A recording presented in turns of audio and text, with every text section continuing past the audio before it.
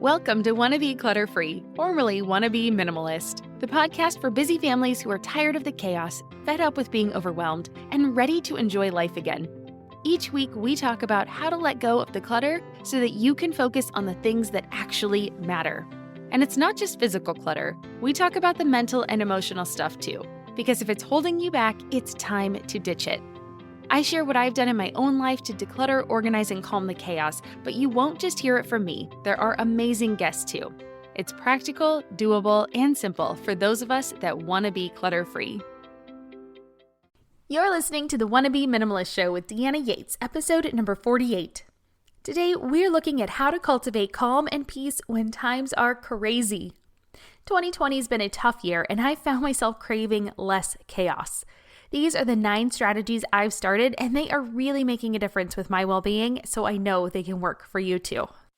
Hey there, Wanna Be Minimalist friends. Welcome back to the show. As always, I'm your host, Deanna Yates, creator of littlegreenbow.com and your resident Wanna Be Minimalist. Today, I'm happy to talk with you about how I am carving out a little more peace against the backdrop of chaos that is 2020. Oh man, who would have predicted what a crazy year this would be? If you'll permit me, I have a quick story for you from this week.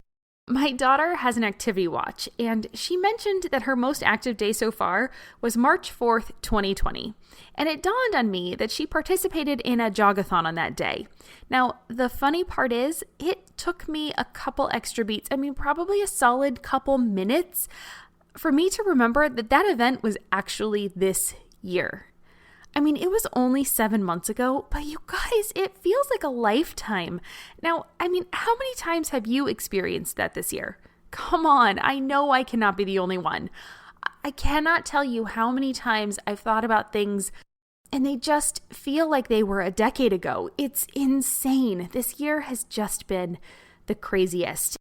And not only do we have the coronavirus, it just feels sometimes like the whole world is falling apart. In the US, we have the politicalization of mask wearing.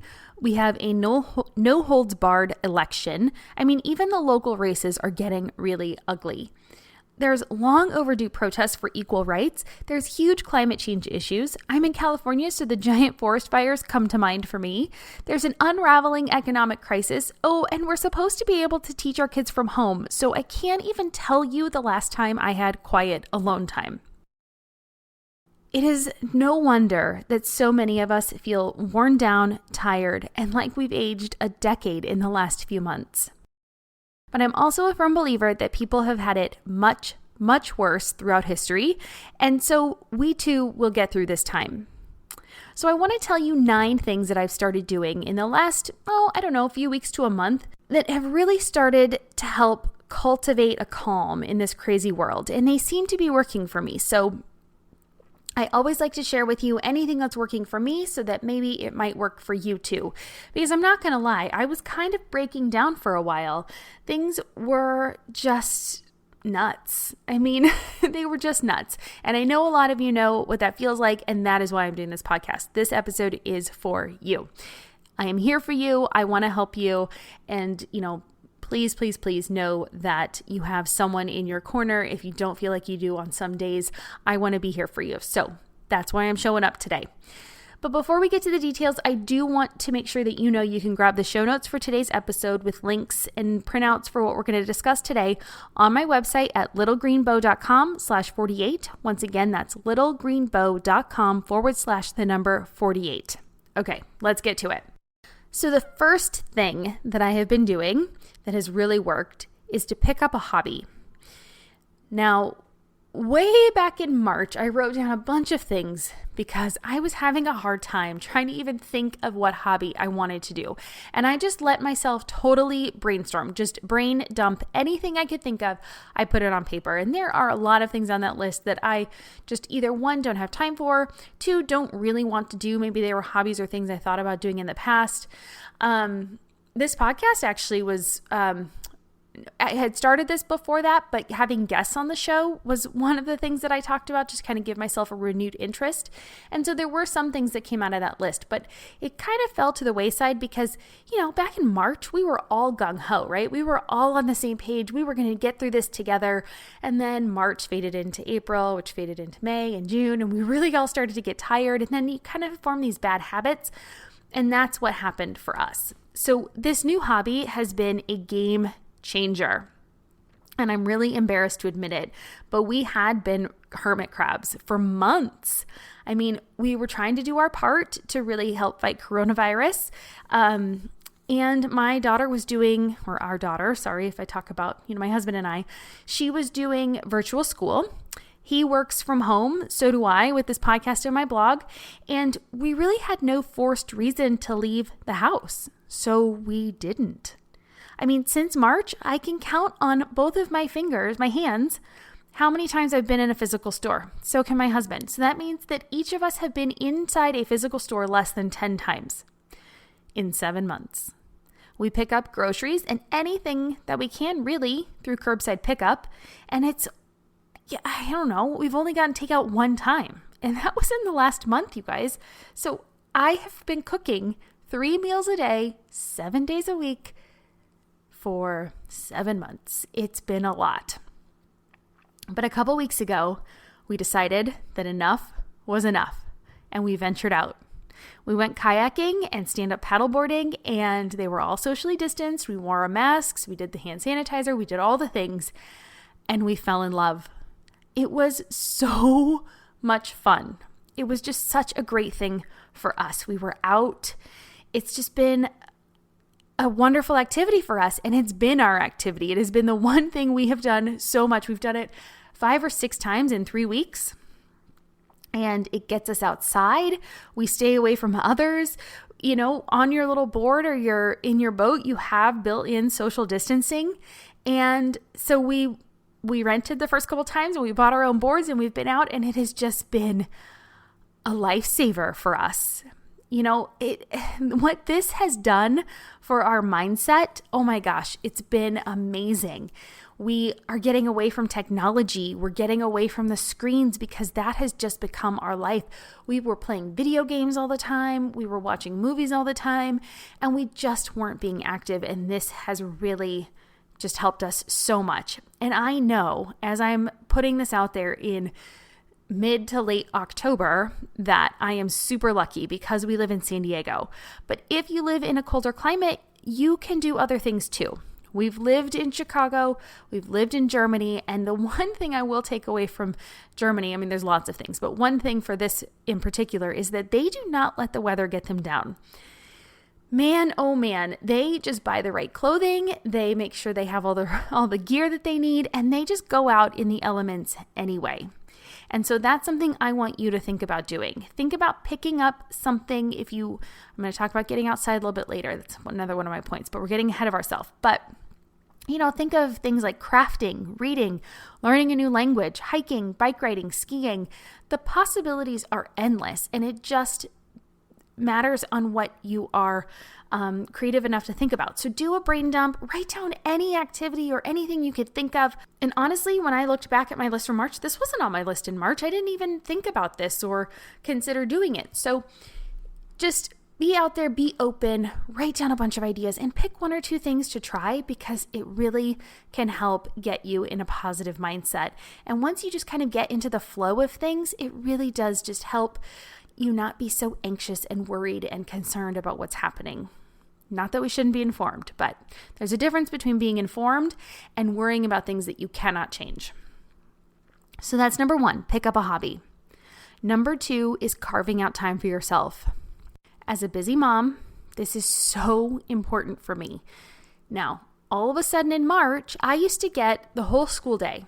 And I would walk my daughter to school, and by the time I would get home, I would have 5 to 6 hours a day to myself that I could work in an uninterrupted time. That is gone.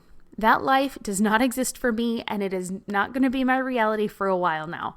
So I have to start carving out time for myself. I broke down, I'm not going to lie, I broke down a couple weeks ago, and it just got to me too much. So now I'm setting myself as a priority.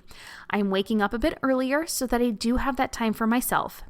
And that allows me some much needed quiet time. And you guys, when I say I'm waking up earlier for myself, I don't expect everyone to do what I do, but I'm waking up at about 4:45 in the morning.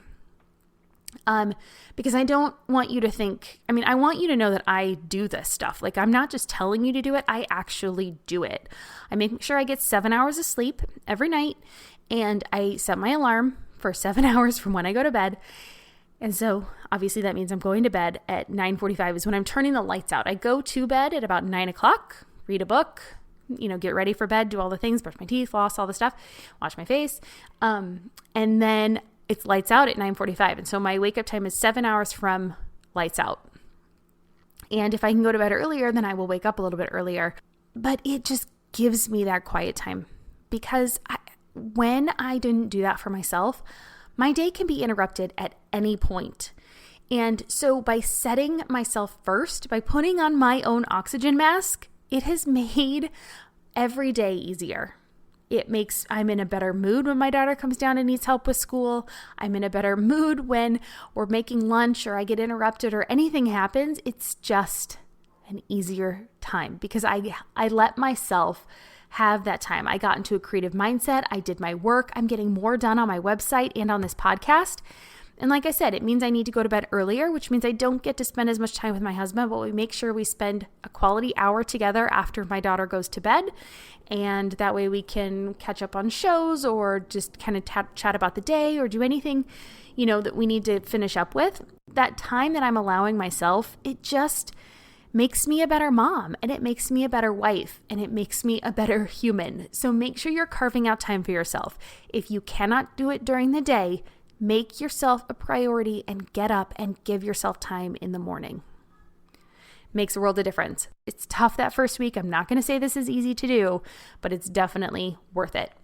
So that's number 2, carve out time for yourself. Number 3 is to be still.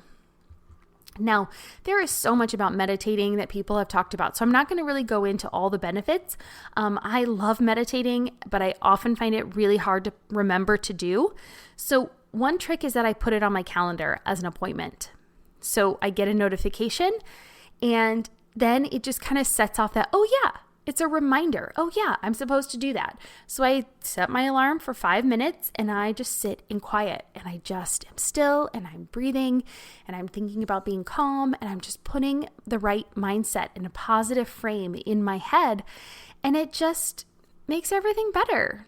And I do this actually just before. So when I do this on my day, it's just before my daughter goes on recess and has a snack break for school, because it sets a breaker between my work time and my mom time. And so it's setting just a little, and it's 5 minutes. It's not even that much time. It's like getting up to change laundry or something. It's not even that big of a deal, but it puts me in a better mindset. It makes me more positive when she comes down, instead of being like, oh, okay, I'm getting interrupted with what I'm doing. It's like, oh, great. Okay, now what can how can I help you? How's school going? Here's a snack and that kind of stuff. So instead of thinking about what I didn't finish on the blog or what I need to do for my next show, it gives me that separation so I can give her my full attention for 10 to 15 minutes, and it makes me feel like an awesome mom, right? That's kind of the point. I want to feel good about myself, and this helps me feel better. It's got a built-in reward to it. So that's number 3, be still. I'm Margaret. And I'm Amy. And together we host the podcast, What Fresh Hell? Laughing in the Face of Motherhood. Margaret, I would say you're sort of a where are my keys kind of mom. Correct. Sometimes a where are my kids kind of mom. Well, you're, Amy, more of a we were supposed to leave 35 seconds ago, mom. Touche. In each episode of What Fresh Hell, we come at a topic from our usually completely opposite perspectives. I bring the research. And I bring kind of the gimlet eye. Like, is that research really going to work, people? And almost 10 million downloads later, we're still laughing. We also talk to experts in the parenting field, plus parents with stories we can all learn from. We make each other laugh, we challenge each other's assumptions, and we have what we think is the best parenting community on the internet. Check out What Fresh Hell, Laughing in the Face of Motherhood, wherever you listen to podcasts. Number 4 is to clear clutter. Okay, guys, I have a blog and a podcast all about decluttering and organizing your home, so it's no surprise that this is one of my favorite ways to create calm for yourself and your family. Because of course I have noticed that when my home was cluttered, so was my mind. You clear out some of the clutter, you make some space for yourself, and it just clears up your mind. Instead of constantly thinking that, oh, I have to do that, having that nagging feeling about stuff that you have to finish, or feeling guilty that you haven't finished through that pile or anything like that, it just gives you space to breathe.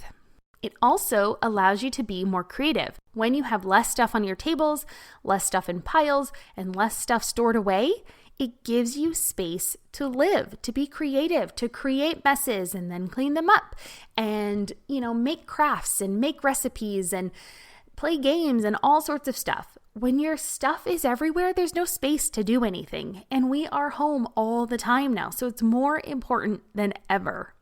And this year, I actually hosted and participated in 2 full-scale decluttering challenges. So even as someone who would call myself a minimalist, I'm always finding things to give away and declutter. And hence, that's why I added the wannabe part to this show, because I'm not perfect and I'm a work in progress and my tastes change and my lifestyle changes. And so there's always stuff that I'm finding new that I'm ready to pass on. I cannot speak highly enough of shedding the stuff that weighs you down and only keeping the things that help you create the life you want to be living. So if you are looking to clear the clutter from your home and you want some help with it, then by all means, I will link a few of my most popular episodes in the show notes. But I do want to let you know that I did just create a new resource for you. I've taken my 5 quick steps that I've talked about before, and I've turned them into a 5-part email series, and it's called The Quick Way to Declutter and Organize Your Home. It's all free, and it's filled with the tips, tricks, lessons, and everything I've learned on my journey toward living a fuller life with less crap over the last 6 years. And you can find it in the show notes. I'm going to link to it so it's easy for you to find. It's going to be at littlegreenbow.com/48. So littlegreenbow.com/48. And that's number 4, is to clear the clutter. And I'm happy to help you with that. That's what this show is filled with information about. So let me know if you have any questions, but pick up that resource and I think you're going to love it. So number 5 is to get out in nature. And I kind of hinted on this with our hobby, because our hobby is getting outside and being on a paddleboard. So it has just been really nice. It's been a breath of fresh air. And it is really amazing how we can become trapped in our own little world and really forget about this big, beautiful planet that we live on. And getting outside, like I said, has been a huge help. We've been exploring and observing marine life. We've seen sea lions, pelicans, fish, a whole bunch of birds. But honestly, the coolest thing I think we have seen in the last few weeks has been wild stingrays, or stingrays in the wild. My daughter has seen them a couple times while playing in the ocean, and I mean, it's just super cool.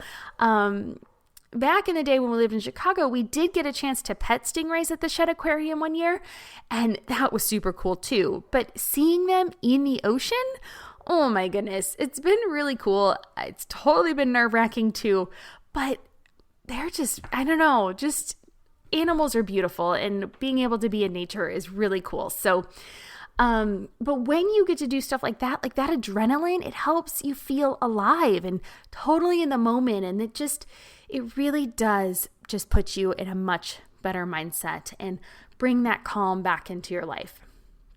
So this kind of relates to our hobby because, again, they can go hand in hand. But if you find yourself enjoying indoor hobbies more, let's say you're getting into knitting or crafting or quilting or writing or anything like that, make sure you do get outside in nature at least a couple times a month, even if it's cold.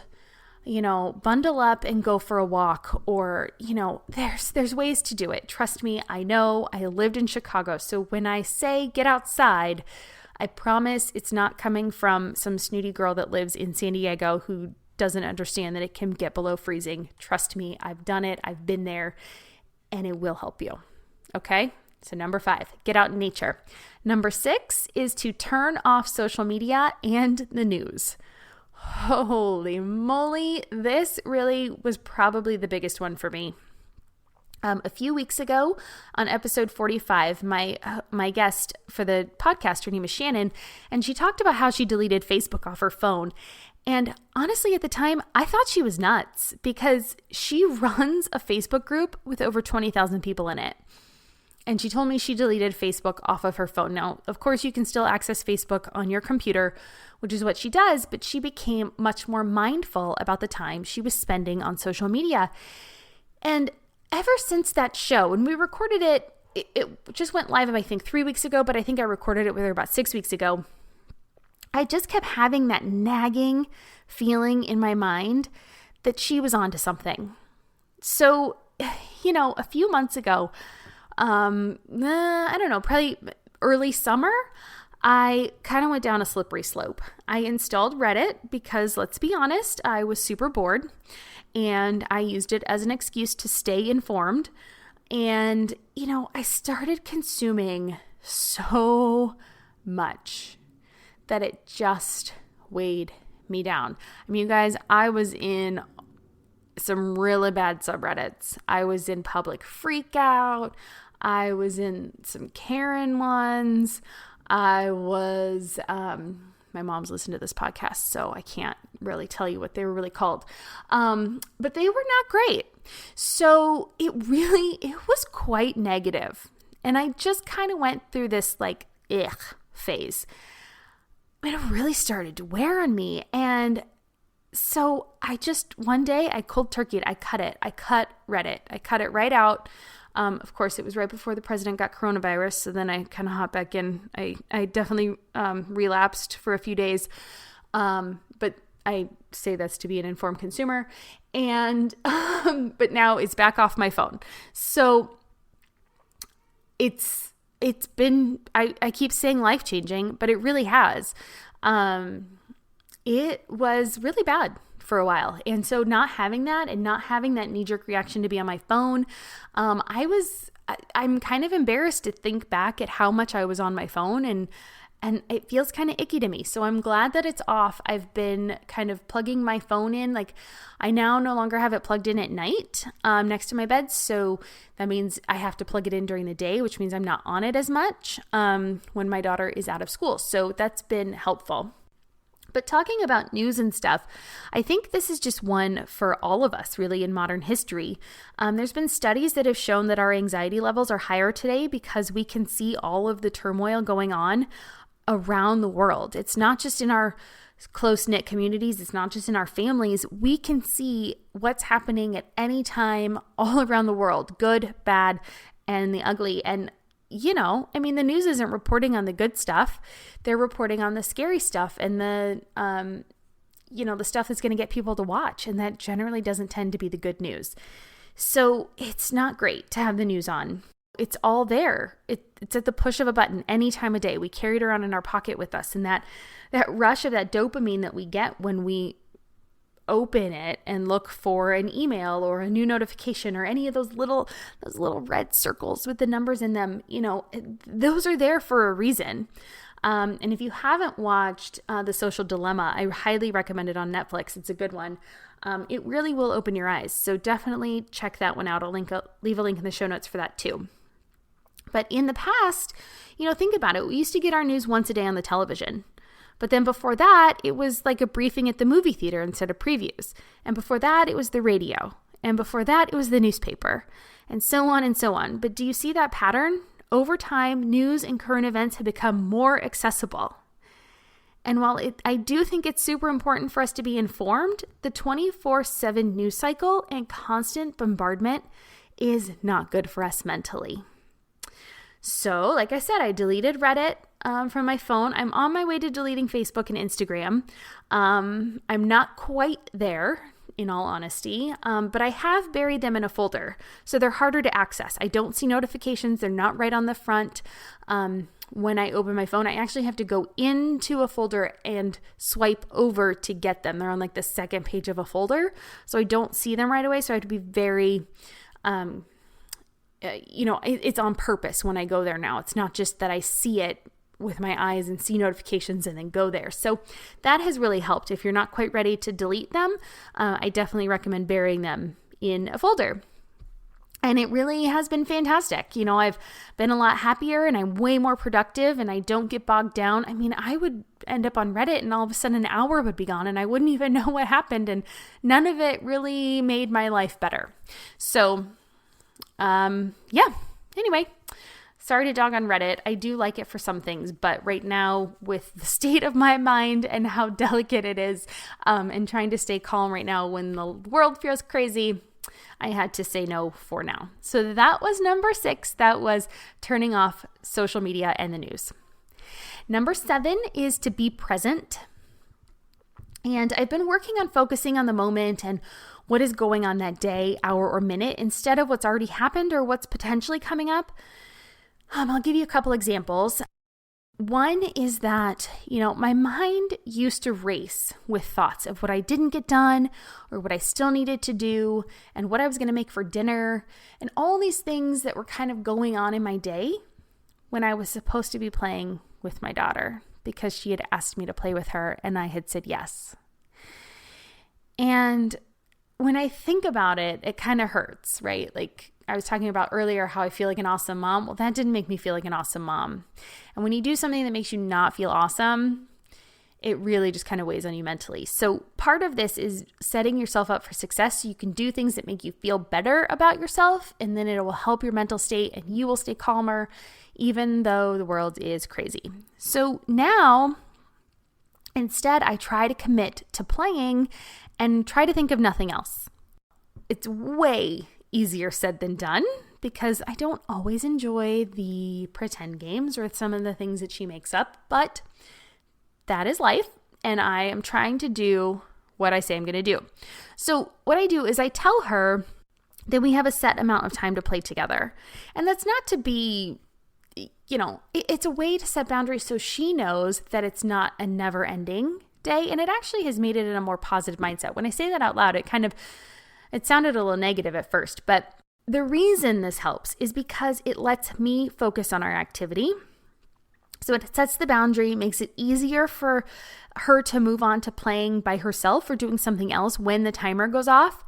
And it helps keep us in a better mood when we transition at the end of playtime. Because if I don't have that timer going, and I'm like, okay, I got to go do this or that or whatever, I didn't set that expectation at the beginning. So it's all about setting the expectation, how long we have to play and what we're going to do, and then we can fully commit to it.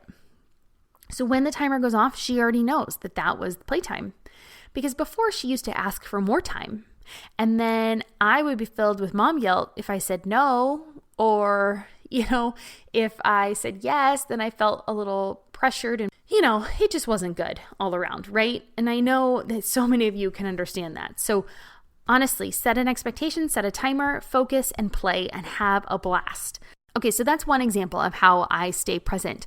Another way I stay present is to focus on one thing at a time. Really, this pertains to my work time. I set a timer for like 25 to 45 minutes and I work as fast as I can in that time to complete a task. And then I give myself a break. I get to check social media, I get to read a book, I refill my coffee, things like that. Anything that I am kind of looking forward to, something that's fun for me, something that has a positive kind of feeling to it, that's what I do at the end when that timer goes off. So it's another way that I stay present. A third way I stay present is to surprisingly make a meal plan. Now, I've been doing this for a while, but I have found that the key isn't just planning the meals, but it's actually to write down what I'm making on what day. And I put that either in a calendar or a whiteboard, or sometimes I just put it in my phone if I don't have time to kind of transfer it over or just however it's going that week. But it takes an extra, I don't know, probably minute, maybe two to, put them on an actual day. But it makes a huge difference on the actual day when I'm making dinner because it's less draining mentally. I don't have to look back over that list again, see what I've already made. What do I have to make? I don't have to look in the fridge to see what's going to expire, anything like that. It helps me use the food that's more delicate, like that, delicate produce. If I think I had mushrooms go bad a couple weeks ago because I didn't have time to do this or I just forgot or, that's just how it goes. But it helps me remember, like, okay, I have to use up the, fresh fruit. I have to use the melons and the avocados and, the tomatoes and things that are going to go bad first. And then I can save the apples and the oranges and things that are hardier, celery, cabbage, things like that for later in the cycle. So it's been, again, this one has really worked well for us because it just makes things easier. So be present, set timers, and really focus on what you are wanting to do. And that is number 7. Number 8 is to surround yourself with the right people. So whether you believe Jim Rohn was right when he said you are the average of the 5 people you are closest with or spend the most time with, I think we are all susceptible to the influence of those that are closest to us, both good and bad. And if that's true and we are influenced by those around us, then we owe it to ourselves and our families to be and hang out with positive people. Now, that doesn't mean that you drop the negative Nellies in your life, but I do want you to be aware when you're hanging out with them, and I want you to work to reframe their thinking in positive ways. And if you have friends that inspire you to be better, I want you to spend more time with those people, and I want you to cherish those people. I have somebody like that in my life, and honestly, I feel like she makes me want to be a better person. She makes me want to be more outgoing and be more adventurous and try things. And if you have somebody like that in your life, embrace them and hang out with them and treat them with love and respect. And then try to be that person for other people, whether that's your family or your friends or your coworkers. But be that person. Be that positive person that people say, wow, that you make my life better. You make me want to be a better person. All right.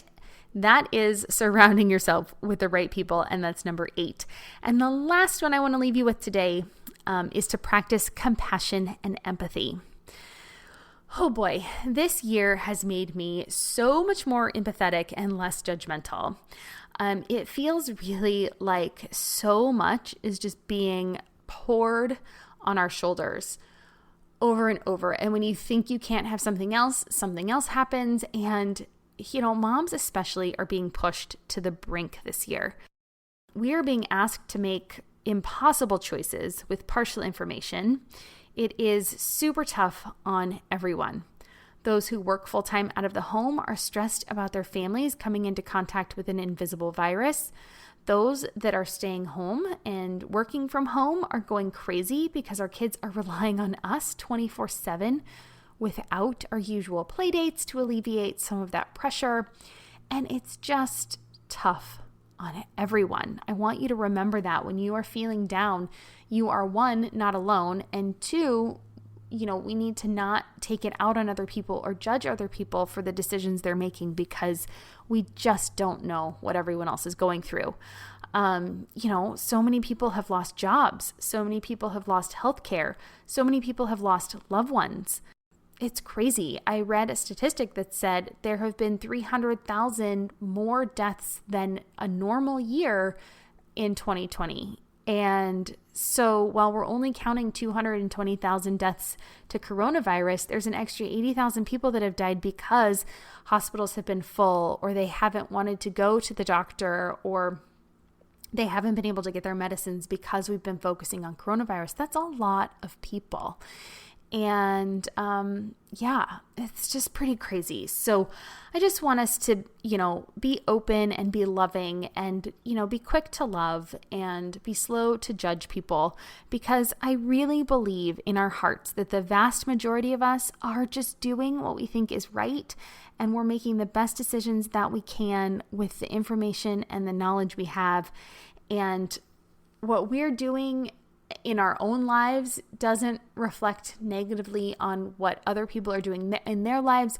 It's just, you have to do kind of right now what works best for you, and then don't judge others when they're doing things a little bit differently than you can. Be there with compassion and not with judgment.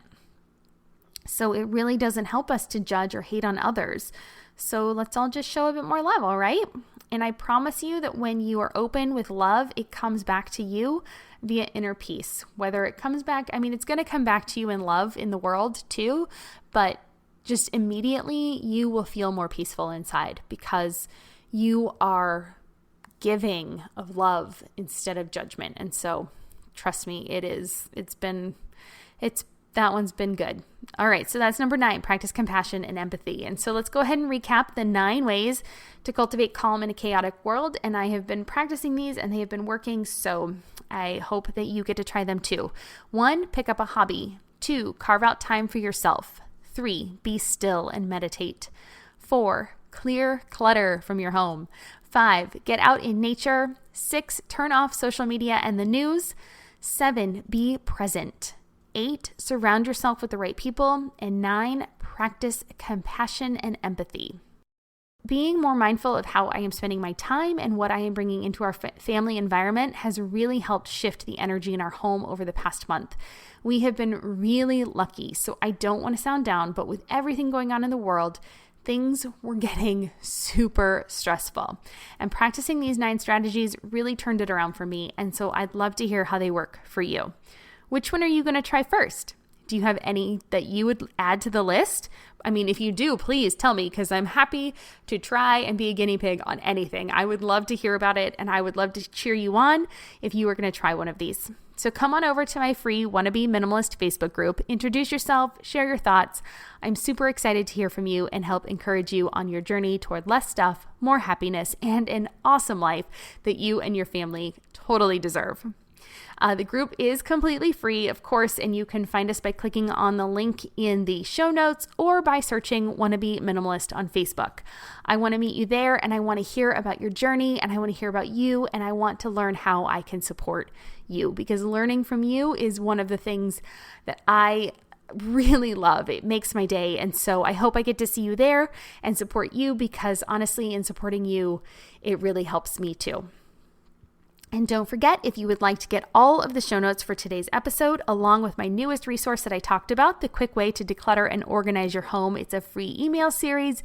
You can get it at littlegreenbow.com/48.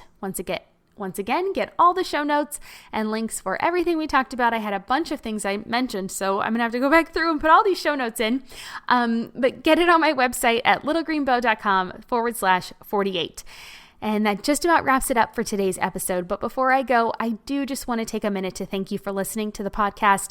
I know that we are all super busy these days, and it means the world to me that you do choose to spend a little bit of your time with me. And just so you know, I would love to hear from you. Join our Facebook group or let me know what you enjoyed most from this show.